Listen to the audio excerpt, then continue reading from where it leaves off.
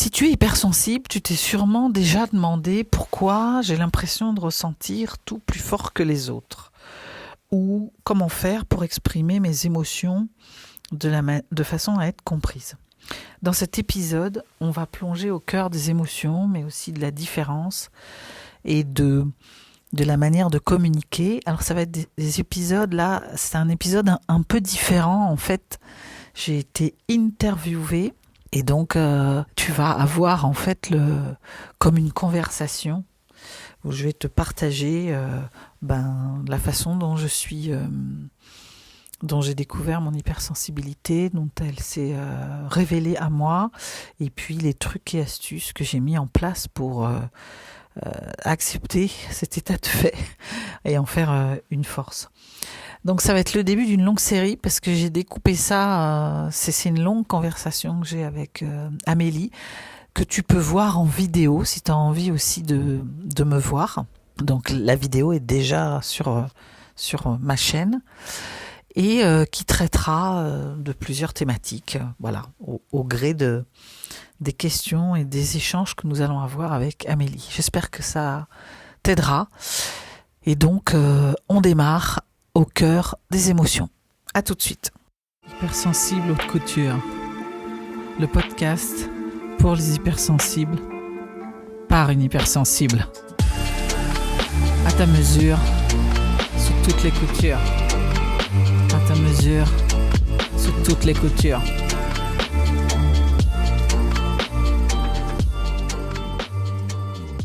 Quelle émotion tu dirais qui définit le mieux ton état en ce moment? Si tu devais en choisir une. Je peux pas en choisir une. Je dis souvent choisir, c'est renoncer. Des fois, non, c'est cibler un peu son truc et c'est être focus. Mais là, en l'occurrence, parce que je suis entre excitation d'une période, parce qu'on est dans une période là où on commence à bien voir, à récolter les fruits de tout ce qu'on a semé pendant 3 ans.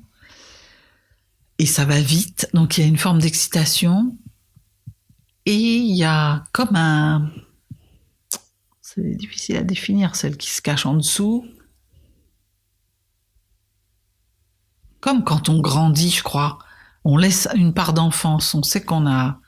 Donc, je me souviens de ça, enfant. Quand je grandissais, qui n'était pas forcément lié à la date anniversaire, il y avait un côté « Ah, je suis plus grande, je vais faire des trucs ».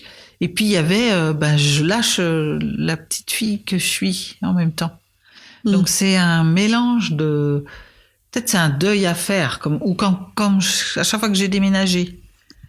J'aime pas trop les transitions. Alors c'est un peu fou parce que j'accompagne des gens dans les transitions. Mais il y a un truc de... À la fois, je suis hyper patiente, hyper à me dire « Ah, c'est bien, je suis dans le vortex, on change et tout ». Et en même temps, j'ai une forme d'impatience, des fois, où je voudrais que ça soit déjà fini, quoi. Voilà. Donc, c'est ça, mon émotion. C'est un peu, tu vois, c'est pas une émotion définie. C'est un train peut en cacher un autre.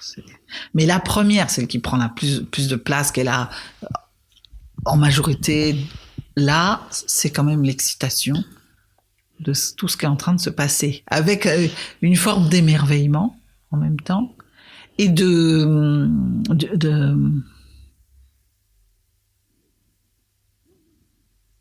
truc qui dit c'est pour moi ça, tu vois, un truc, quelque chose de pas je mérite ça parce que ça y est, c'est réglé aussi, le fait de mériter ce qui nous arrive parce que c'est ce qu'on a voulu, c'est ce on a fait ce qu'il fallait pour ça et ça commence à payer, mais une gratitude, voilà, une gratitude.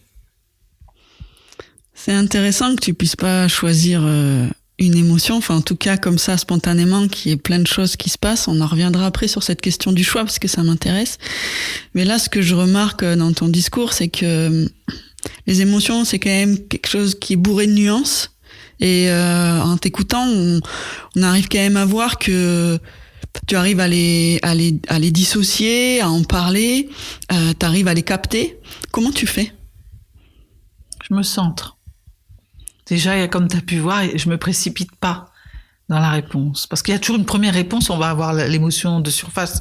Si je t'avais répondu tout de suite, j'aurais dit « Oh, je suis excitée !» Et si je me centre et que je rentre en moi, il y a vraiment un truc d'apaisé. En fait, c'est comment on fait ça, on se centre sur sa respiration. On accepte, on fait taire son mental qui dit « Allez, t'as eu une question, réponds tout de suite !» Parce qu'on déteste les silences, hein, souvent. C'est apprivoiser le silence. Et ensuite, on se connecte.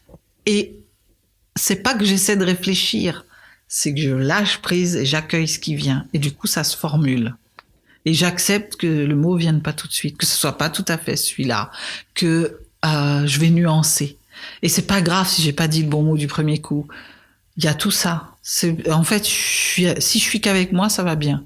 Si je m'occupe de ce qu'on va penser, de comment je fais, ça commence à se gâter. Donc c'est vraiment ça. Voilà. Et si on laisse faire, on va être, on écoute les sensations. Ça nécessite de bien se connaître quand même. Il y a quelque chose de l'ordre de, je sais que quand j'ai le pincement ici, ça veut dire quelque chose. Ah, c'est pas tout à fait juste. T'es en train de dire un truc de réfréné. Pour quelqu'un d'autre, ça va être autre chose. Ça va être une crispation dans la main, tout ça. Donc, faut écouter son corps aussi. Et donc, c'est un entraînement de challenger à chaque fois. Donc, ce qui aide ça, je pense à ça là, c'est le journal émotionnel. C'est de s'observer déjà. C'est de prendre le temps de s'observer, de faire des points à la fin de la journée. Moi, je tiens un journal où je mets plein de choses, hein, mes réussites, quand j'ai l'impression que ça a été moins bien, pour pouvoir tout de suite dire, bah tiens, qu'est-ce que je mets en place? Et puis, il y a l'état émotionnel. Par quoi j'ai été traversée? Qu'est-ce que ça vient dire? Voilà. Et ça participe des différentes étapes d'accueil, de traitement des émotions. En fait, c'est l'accueil, parce que noter les émotions, c'est déjà les accueillir dans ce qui s'est passé. C'est de rien, et j'en mets pas sous le tapis. Parce que j'ai souvenir, quand j'étais plus jeune, des fois, je faisais un journal, je mettais que les bons trucs, je me disais, si un jour on lit, faut qu'on voit que ce qui est acceptable pour moi. Puis après, un jour, j'ai arrêté, parce que de faire ça, je me suis dit, mais un journal, c'est pour moi. Si je suis avec moi, je n'ai pas à me mentir. Charge à moi de mettre un cadenas, et puis mais je mets tout. Donc c'est déjà s'accepter même dans ces zones d'ombre, dans ce qui va être moins... Voilà, moi des fois, je me dis, tiens, je me suis agacée, tiens, j'étais triste aujourd'hui. C'est plus compliqué avec la tristesse quand on est quelqu'un d'optimiste. Et ensuite, c'est analyser un peu, essayer de voir ça se passe où, déjà repérer et nommer. Donc des fois, on n'a pas tout à fait le mot, mais on peut dire c'est comme j'ai fait tout à l'heure. C'est comme quand j'étais enfant. Hop, parce qu'on n'arrive pas. Puis à la limite, j'ai envie de dire le mot. Presque, on s'en fiche. Mais par contre, la sensation, et est-ce que c'est quelque chose qui est porteur, ou est-ce que c'est quelque chose qui me plombe? C'est plus d'arriver à identifier ce qu'on a traversé, comment ça nous laisse, qu'est-ce que ça vient dire de où j'en suis, et qu'est-ce que j'en fais. Globalement, c'est ça.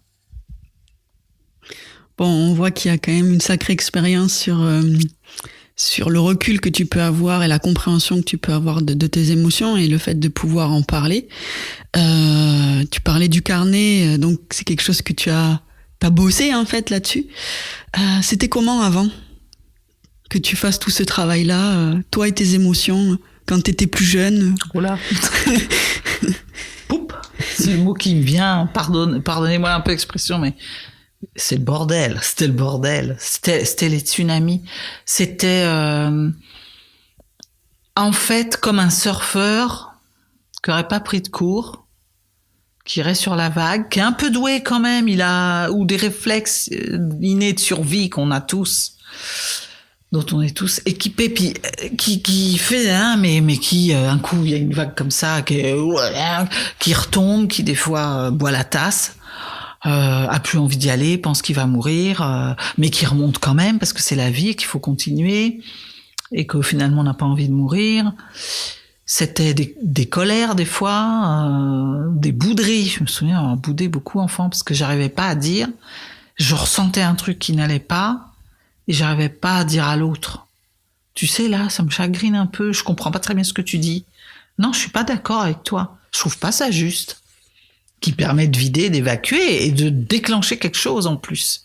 Parce que l'autre apprend à me reconnaître. Et du coup, on avance ensemble. Et puis, ça lui donne l'occasion de faire pareil. Alors que là, je me renfermais avec des temps où tout d'un coup, je pouvais foncer... me réfugier dans ma grotte. J'avais une grotte quand j'étais enfant. Elle est toujours quelque part, mais j'y vais plus. C'est très rare.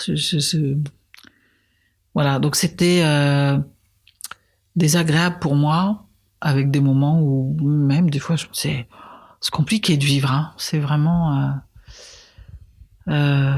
Donc j'ai jamais eu ce truc de me dire j'ai envie de mourir, mais je sentais une lutte fatiguée. Je me disais mais je vais arriver à la fin de ma life fatiguée quoi ça. Et c'était pénible pour les autres. Est-ce que tu dirais que pour les autres enfants tu voyais que c'était un peu pareil pour eux ou tu te sentais différente d'eux par rapport à ça? Je me suis souvent sentie différente. Alors, il y a eu d'autres facteurs, hein, ça a été mélangé par plein de trucs. Aujourd'hui, je mesure quand même que de m'être identifiée hypersensible, ça m'aide, même si je n'aime pas mettre les gens dans les cases. Au début, en tout cas, c'est important de pouvoir se repérer par rapport à des points de repère, des critères, puis de se sentir pas seul. Et puis, on identifie, donc peut-être il y a des solutions. Donc d'avoir compris que j'étais hypersensible, je me dis qu'à posteriori, je comprends comment j'ai pu me sentir seule. Après, je suis d'une génération où le métissage, voilà, moi j'ai des souvenirs d'avoir été une dans un collège de 400, je crois, une seule métisse, seule, de ne pas avoir croisé un autre black, un autre métis, ou même ne serait-ce qu'une autre. Il n'y avait pas de chinois non plus, enfin d'asiatique, je veux dire. Donc il y a quelque chose aussi de ça qui est seul où on se dit tiens, je suis arrivé sur une planète, mais on réalise pas tout de suite. Tu vois, on réalise pas tout de suite. Moi, j'ai pas réalisé tout de suite. C'est le regard des autres, parce que finalement, alors il y avait deux choses. Il y a ce truc de l'émotionnel, d'être touché plus sensiblement que d'autres par certains événements, d'être par exemple, je me souviens à la cour de récré quand je voyais les filles se tirer les cheveux entre elles, les garçons venir traiter, je te traite de, je me souviens, c'est un truc, moi ça me bouleversait, donc je voyais bien quand même que, mais j'avais pas nommé encore ça, c'est maintenant avec du recul. Ça fait 4 ans, 5 ans maintenant. 5, ça passe vite. 5 ans que j'ai été identifiée hypersensible. Donc, a posteriori, je revois ça et je sais exactement ce qui se passait. C'est être plus touché, être en surempathie, voilà. Donc, je ne pouvais pas forcément m'en rendre compte d'une manière extrêmement marquée, mais je sentais quand même quelque chose par rapport à l'émotionnel. Après, il y a cette différence d'origine, de culture interne, parce que j'ai été élevée en France avec une culture extrêmement française, même s'il y a des trucs quand même qui sont colorés, que j'accepte de plus en plus, mais c'est surtout une culture interne différente. Et puis, le regard des autres, forcément, là-dessus. Et alors après, il y a des particularités physiques. Il y a plein de raisons de se sentir différent. Moi, j'étais grande. Je suis d'une génération de grands. Mon père était grand. Ma mère était grande pour sa génération. Et même mes frères sont grands. Donc j'étais d'une époque où les gens étaient assez moyens, en fait, voire petits. Ça correspond à des hommes qui aujourd'hui font 1m70. ce qui était déjà un peu grand. Moi, je suis pas loin d'1m80. Donc j'ai souvenir aussi de ça, les booms. Quand il fallait aller, moi je me disais, je vais faire tapisserie parce que pourvu qu'on m'invite pas, quoi. Alors que j'ai eu des flashs, j'ai eu des crushs, toi, parler comme aujourd'hui, sur des garçons. Mais je me disais, pourvu qu'ils m'invitent pas. Alors que j'ai su après, parce que j'en ai revu, qui ne rêvaient que de ça. Mais moi, je fermais tout. Donc, ne pas accepter sa différence, c'est aussi se priver de plein de moments. C'est mettre des barrières inconscientes qui empêchent l'autre de faire ce qu'on rêverait qu'il fasse, et c'est nourrir une espèce de truc, c'est nourrir ses propres peurs en fait, et dire bah tu vois ça marche pas, personne ne vient. Bah oui, mais t'as mis ta barrière, quoi. Donc oui, la différence c'est quelque chose de, et là je parle de ça, mais on a tous et toutes, on peut avoir une différence. On a des parents artistes. Moi, je me souviens d'une amie qui était on ne peut plus classique, fondue dans tout le truc, mais qui avait 2 parents qui étaient pas souvent là. Elle était seule à la maison. Quand nous, on rentrait, on avait le goûter, le machin. Au moins, la mère, le père travaillait, mais on était encore dans ces schémas-là.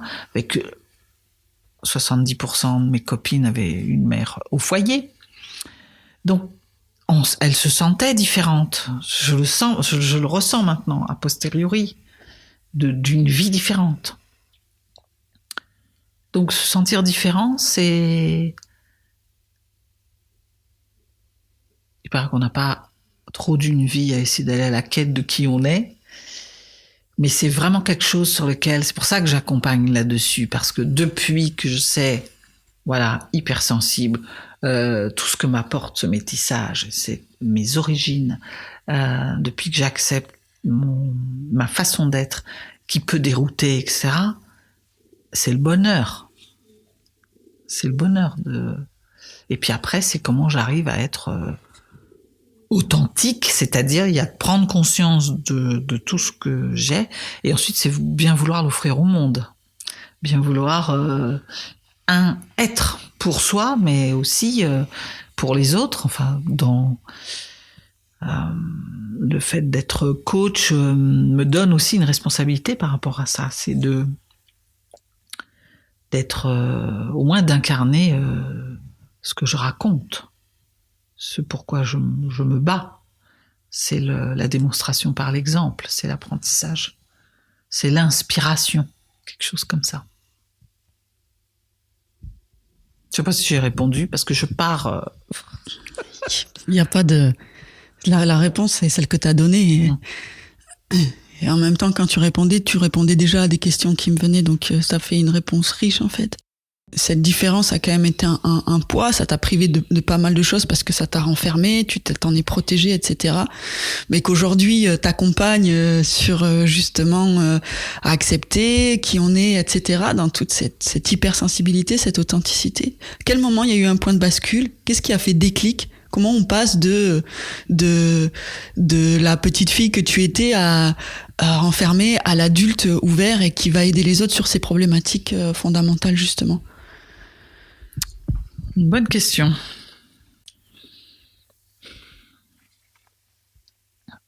Alors, je suis obligée de faire un saut en arrière, parce que c'est ça qui est magique dans les transformations, c'est qu'il arrive un moment, on oublie comment c'était avant. On sait plus tellement. Ça veut dire que c'est gagné. Et bon, je vais faire ce bond. Je vais répondre spontanément, parce que c'est la meilleure façon, je pense, d'être au plus proche de ce qui est. La première chose qui m'est venue, c'est les rencontres. Les rencontres, c'est-à-dire c'est des personnes qui ont été là, qui m'ont accueilli comme j'étais, dans l'état où j'étais. Parce que, par exemple, je me souviens de la première amie que j'ai eue,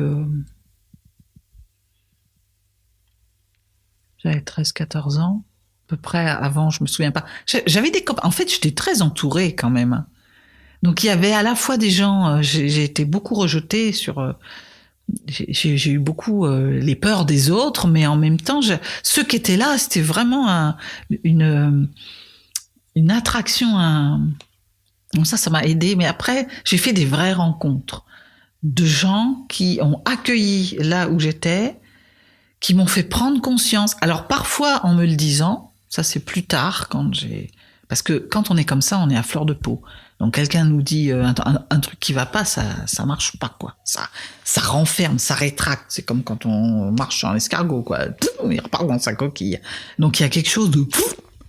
Donc j'ai rencontré de l'intelligence émotionnelle en face, de gens qui ont compris ça, qui ont attendu et qui étaient plutôt à me montrer qu'il y avait autre chose, un autre regard possible, qui m'ont apporté beaucoup de tendresse, je me souviens de ça, et qui me prenaient là où j'étais et qu'avançaient, voilà.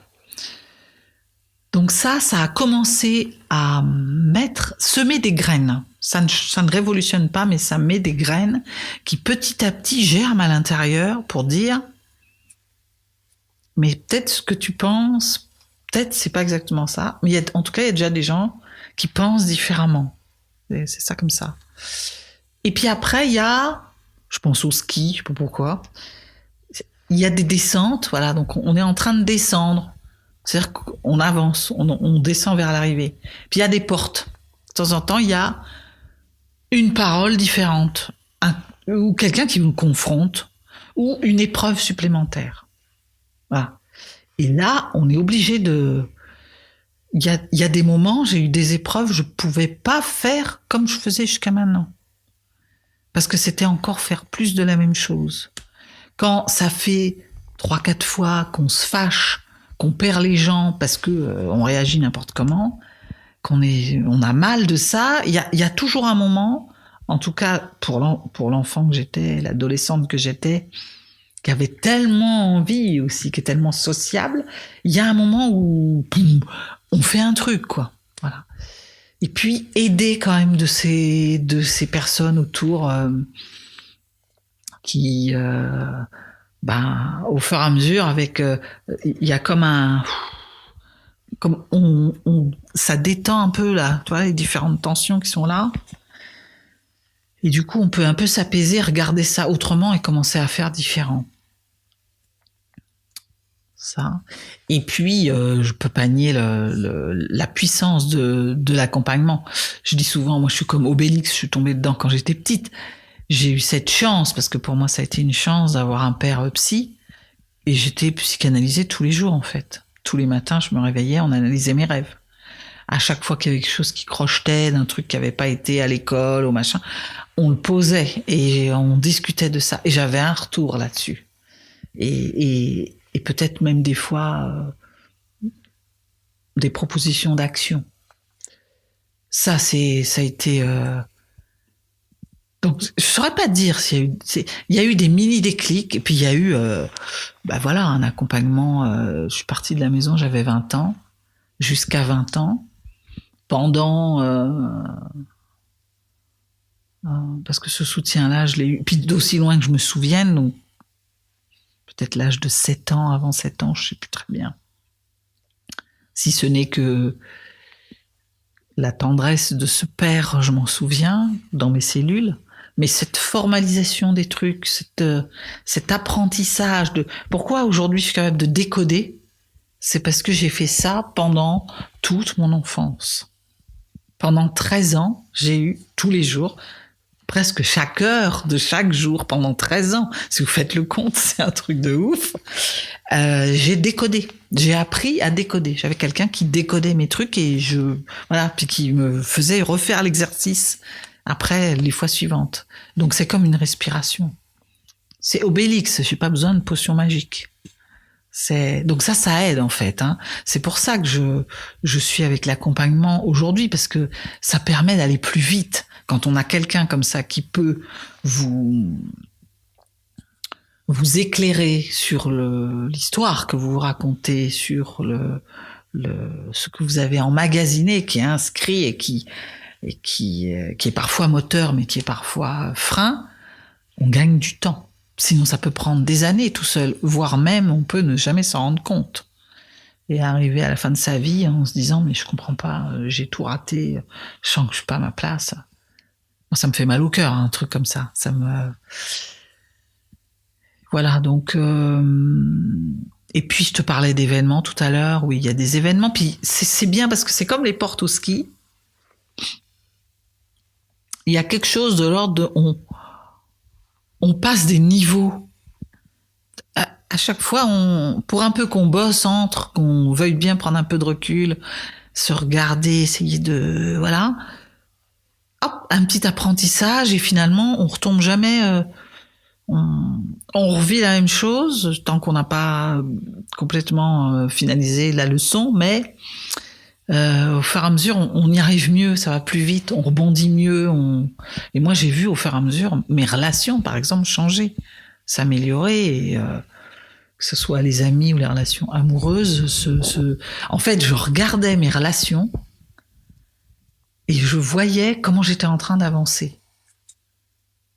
Et si je fais l'exercice aujourd'hui, je regarde de qui je suis entourée, je me dis waouh, parce que c'est que des personnes qui sont un peu comme ces sauveurs de mon enfance, mais en 10 000 fois mieux, parce que comme je suis apaisée, comme je suis plutôt en prendre la vie à bras le corps, j'ai des gens comme ça en fait, qui me poussent, qui sont là, qui écoutent, donc c'est un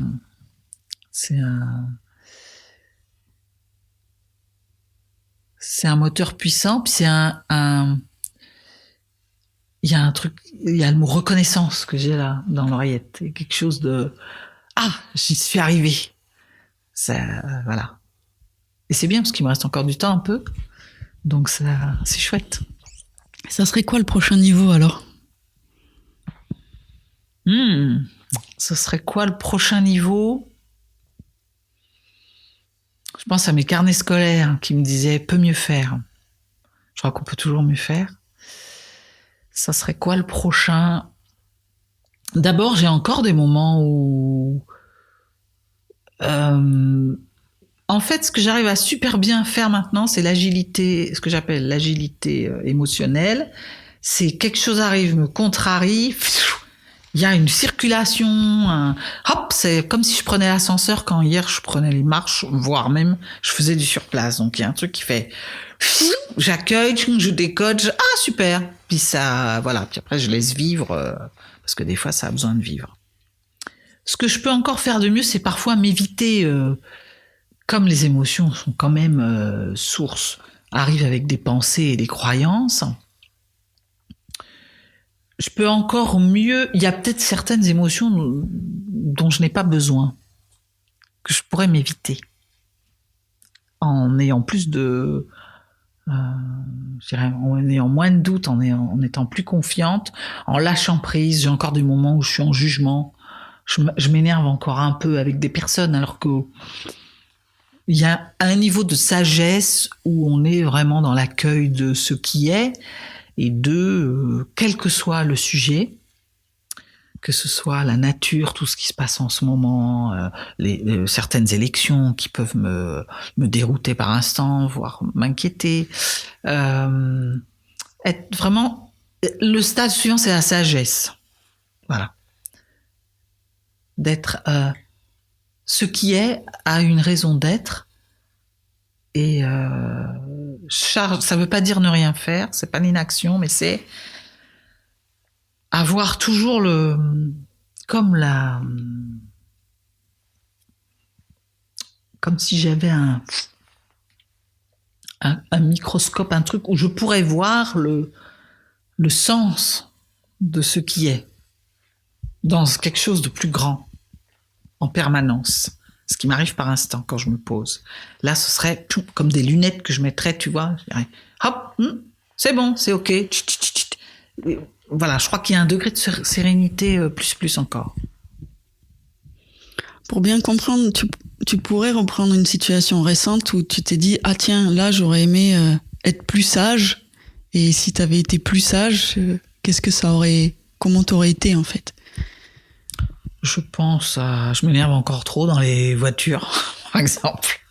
Des fois, je m'énerve parce que, par exemple, ici, on a des fanjos, des 24 heures du Mans qui pensent qu'ils sont sur circuit partout et qui, des fois, font des choses qui sont dangereuses. Donc autant je m'agace plus sur un qui passe devant, je fais vas-y, passe devant, t'as gagné 3 secondes. Autant quand c'est dangereux et que ça risque pour en face, pour moi, mais curieusement, je pense rarement à moi quand c'est comme ça. Je vois des gens qui doublent, par exemple, et il y a une voiture en face et c'est limite et bon, ça m'énerve encore un peu trop parce qu'il y a le danger potentiel pour quelqu'un. Et puis, si je pense à une situation récente, je crois que c'est dans l'énervement. J'ai été quelqu'un en colère, j'ai eu une colère pendant des années. J'étais révoltée du bounty, je fuyais l'autorité, je m'agaçais après. L'injustice, pour moi, c'est quelque chose de terrible. Et il y a quelques restes encore avec ça. Je m'énerve un peu quand j'ai des gens trop loin de mes bases, qui font des trucs. L'autre jour, j'étais avec quelqu'un qui était en train de me mentir, par exemple. Ça, c'est encore quelque chose. Donc, la sagesse, ce serait de... Ce que j'arrive à faire par instant. Quand ça marche, c'est ça. Qu'est-ce que je fais quand je vois ça? Je questionne, je prends mon air détendu. Des fois, j'ai beaucoup d'humour même. Et on rit ensemble de... Et 9 fois sur 10, ça finit par un... Oh là là, toi, on peut rien te cacher. Et puis, il y a des fois... Parce qu'il y a peut-être un enjeu plus important, parce que je suis un peu déçue, parce que ça vient chercher peut-être une attente, peut-être trop haute, il y a un truc de diminuer l'attente, et ben ça marche plus. Donc je vois l'autre en train de me trahir, je me sens comme un peu trahi, ça vient toquer sur la blessure et de trahison et de rejet souvent, parce que... Voilà, l'autre jour, j'étais avec une amie qui me racontait un bobard monstre parce que je lui demandais pourquoi elle m'avait pas emmené à un événement qui était important pour moi et dont j'aurais rêvé aller avec elle. Et elle m'a raconté une espèce de truc et c'est venu toquer sur... J'étais très en attente d'y aller avec cette fille, cette femme, et probablement que c'est venu toquer sur le rejet, sur... Et du coup, ça vient frotter, ça me rend un peu triste. Et quand je suis triste, si je suis en interaction, c'est compliqué. Parce que en interaction, que je peux pas être moi vraiment et communiquer la tristesse, là, c'est encore des moments où, tu vois, je me trouve, où je peux rentrer et me dire, mais là, je suis prise, mais laisse tomber, quoi. Et j'y arrive pas. Fait penser au pitbull qui attrape l'os et qui... Et dans ces moments,